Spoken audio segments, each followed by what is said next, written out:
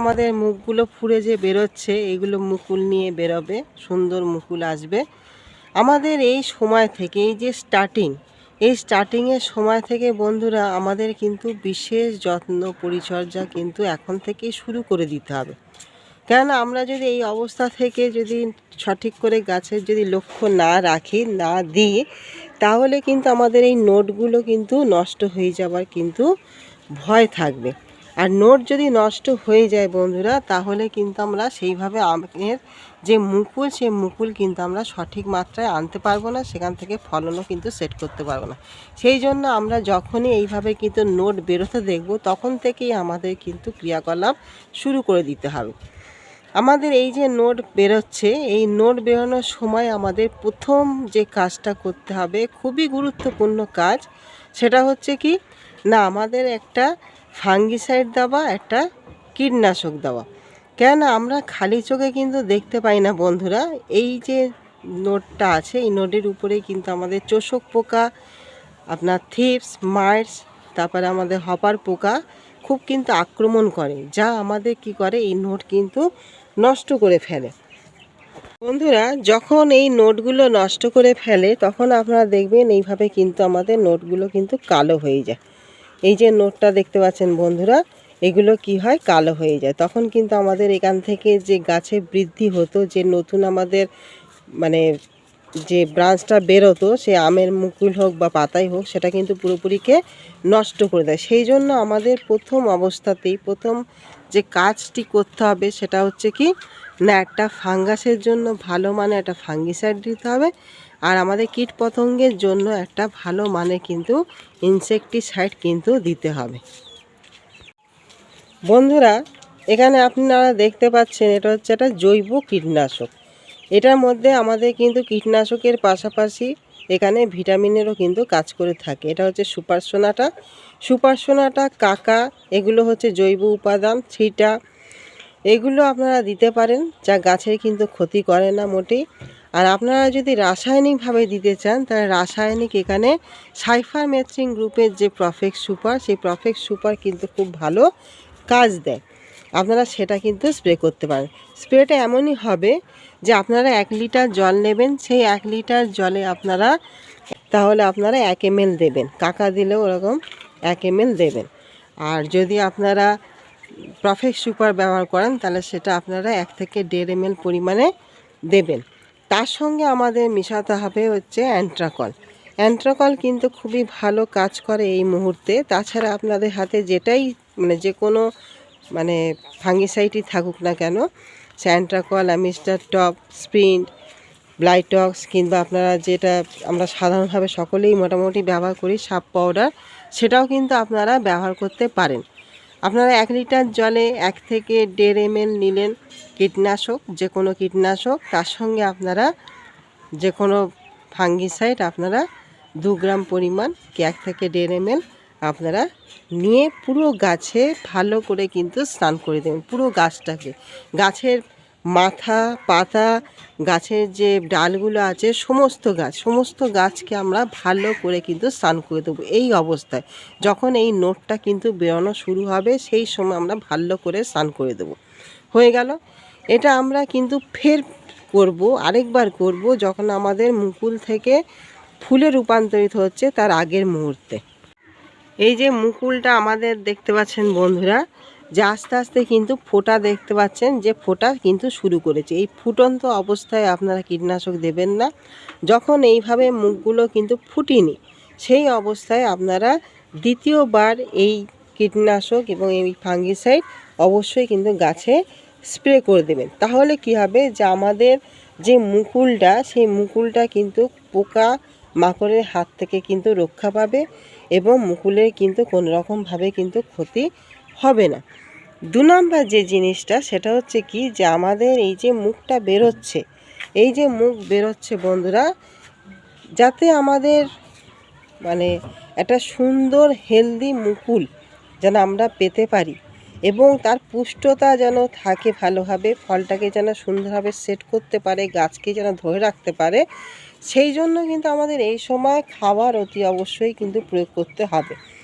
আর সেই খাবারটা দেবো অতি অবশ্যই আমরা লিকুইড খাবার, কারণ এই সময় কিন্তু আমরা কোনোভাবে শক্ত খাবার গাছে কিন্তু দেবো না। এখন আমরা যেটা দেবো সেটা লিকুইড আকারে দেবো। আপনারা স্প্রের মাধ্যমে হোক বা মাটির গুঁড়াতে হোক, দুইভাবেই দিতে পারবেন। এখানে প্রথম যেটা খাবার আমাদের সবথেকে মানে বেশি প্রয়োজন এই সময়, সেটা হচ্ছে পটাশিয়াম আর ফসফরাস যুক্ত খাবার। তার সঙ্গে আমাদের বোরন, জিঙ্ক, নানান রকম যে মাইক্রোনিউট্রিয়েন্টের যে উপাদানগুলো থাকে, যেখানে ম্যাগনেসিয়াম, কপার, সালফার, আয়রন, এই সমস্ত উপাদানগুলো যে মাইক্রোনিউট্রিয়েন্টে আমাদের থাকবে, সেই মাইক্রোনিউট্রিয়েন্ট আমরা কিন্তু এই সময় প্রয়োগ করব। পাশাপাশি পটাশিয়ামযুক্ত খাবার, ফসফরাসযুক্ত খাবার কিন্তু আমরা গাছকে কিন্তু দেব। কেননা এই সময় আমাদের এই যে মুকুলটা সুন্দরভাবে যাতে প্রস্ফুটিত হয়, তার জন্য তার প্রচুর পরিমাণে নিউট্রিশনের দরকার।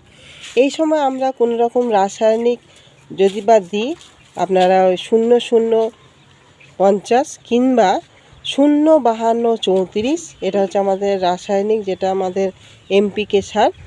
কেন আমরা পটাশিয়াম হিসাবে কিন্তু খুব বেশি পাই না জৈব খাবারে। আর জৈব খাবার বলতে আমরা যেটা একটা পাই সাধারণত কলার খোসা ভেজানো জল, পেঁয়াজের খোসা ভেজানো জল, সেটা আপনারা মাটিতে প্রয়োগ করবেন। আর স্প্রে আকারে যেটা দেবেন সেটা হচ্ছে আমাদের 0050 বা 05234, এইটা আপনারা প্রয়োগ করবেন। ধরুন খাবারটা এইভাবে দিলেন, 1 লিটার জল নেবেন, সেখানে আপনারা 2 গ্রাম দেবেন 05234। তার সঙ্গে আপনার মৌবিন পাউডার দিলেন 1 থেকে 1.5 গ্রাম। এই উপাদানটা দেবেন, দিয়ে পুরো গাছে সুন্দর করে কিন্তু স্প্রে করে দেবেন। এই স্প্রেটা কখন হবে না, এই স্প্রেটা হবে ফার্স্ট মর্নিংয়ে, যখন সবে রোদ্দুর উঠবে, আমাদের পাতাগুলো শুকিয়ে যাবে। কারণ আমাদের রাতেরবেলা শিশির পরে পাতা ভিজে থাকে, সকালবেলায় পাতাগুলো যখন শুকিয়ে যাবে তখন আপনারা এই স্প্রেটা করে দেবেন। কেন এই স্প্রেটা আমরা এই কারণেই দেবো, যাতে আমাদের মুকুলের যেন কোনো রকম নিউট্রিশনের ঘাটতি না থাকে, সে যেন পুরোপুরি তার নিউট্রিশনের পাওয়ারটা যেন পায় নিজের ফুলকে প্রস্ফুটিত করার জন্য, সুন্দর একটা ফল গঠন করার জন্য।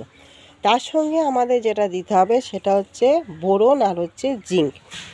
এই বোরন 20%, এটা আপনারা ওই খাবারের সঙ্গে মিশিয়েও দিতে পারেন বা আলাদাভাবেও দিতে পারেন।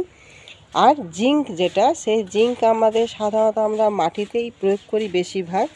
আপনারা যদি ওয়াটার সলিউশনে যদি করতে চান স্প্রে করতে পারবেন, আর না হলে মাটিতে আপনারা 1 চামচ পরিমাণে দিয়ে দেবেন, দিয়ে জল দিয়ে দেবেন।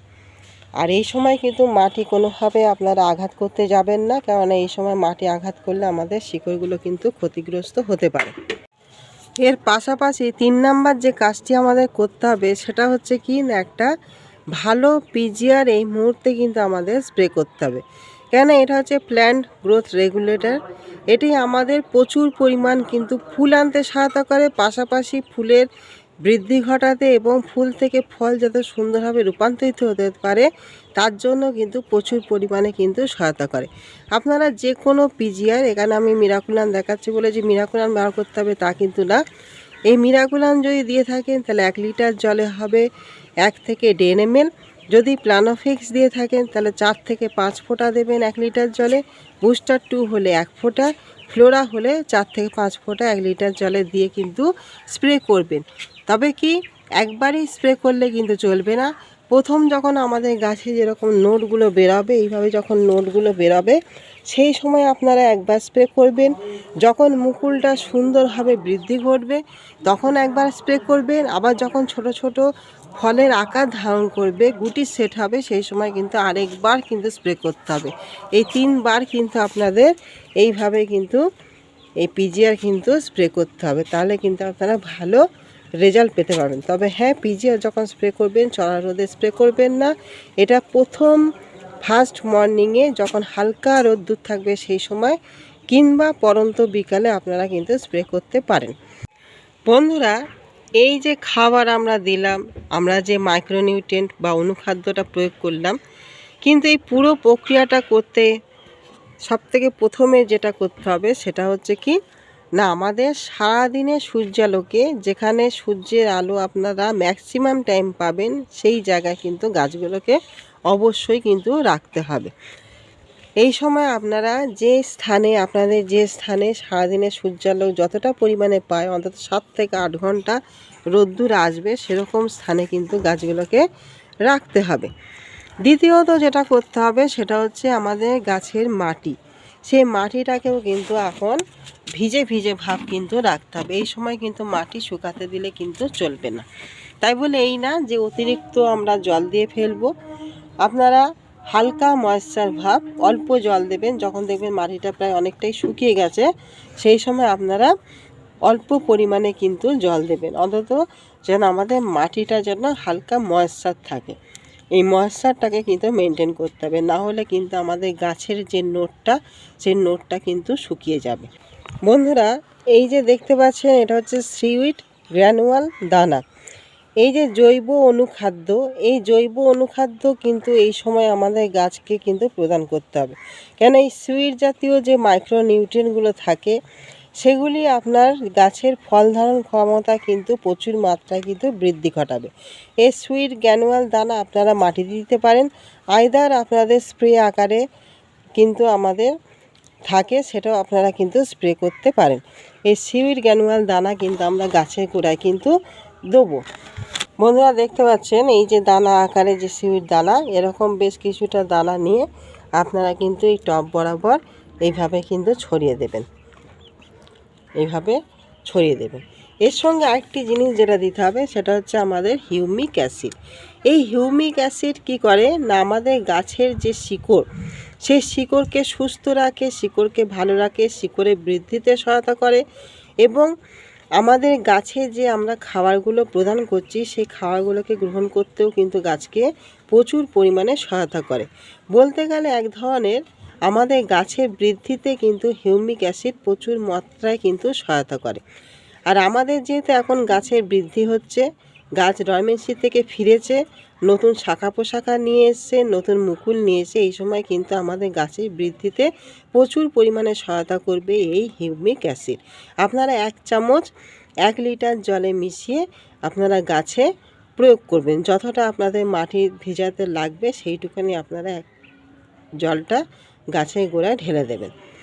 এই যে কটা পয়েন্ট বন্ধুরা, এই কটা পয়েন্ট যদি আপনারা এই সময় থেকে, এই যে আমাদের নোটগুলো বেরোচ্ছে, এই নোটগুলো বেরোনোর সময় থেকে যদি আমরা কন্টিনিউ এই পয়েন্টগুলো যদি আমরা মেনে চলতে পারি, তাহলে কিন্তু আমাদের গাছের মুকুলগুলো কিন্তু সুস্থ সবল থাকবে, ভালো থাকবে। পাশাপাশি সেখান থেকে কিন্তু সুন্দর কিন্তু ফল আমরা সেট করতে পারবো, ফল ধারণ ক্ষমতাকেও কিন্তু বাড়াতে পারবো। আর আমাদের যে গাছ সেই গাছটাও কিন্তু সুস্থ থাকবে, ভালো থাকবে। আর একটা বন্ধু পাশাপাশি সেটা আমি বলি যে এই সময় কিন্তু আমাদের প্রচুর পরিমাণ কুয়াশা পড়ে, আমাদের মুকুল কিন্তু এই কুয়াশাতে অনেকটাই কিন্তু ক্ষতিগ্রস্ত হয়। আমরা যদি একটু কষ্ট করে সকালবেলা যদি কুয়াশার যে শিশির পড়া যে জলটা পাতা পায়, সেইটা যদি আমরা ভালো করে স্প্রে করে গাছকে স্নান করে দিতে পারি, পরিষ্কার করে দিতে পারি, কিন্তু আমরা অনেকটাই কিন্তু এর থেকে উপকার কিন্তু পাবো। বন্ধুরা, আশা করি ভিডিওটা আপনারা সকলেই বুঝতে পেরেছেন, সকলেরই উপকারে আসবে। বন্ধুরা, ভিডিওটি ভালো লাগলে অবশ্যই লাইক, কমেন্ট, শেয়ার করবেন। নতুন বন্ধু হলে অবশ্যই এটা সাবস্ক্রাইব করবেন। নমস্কার।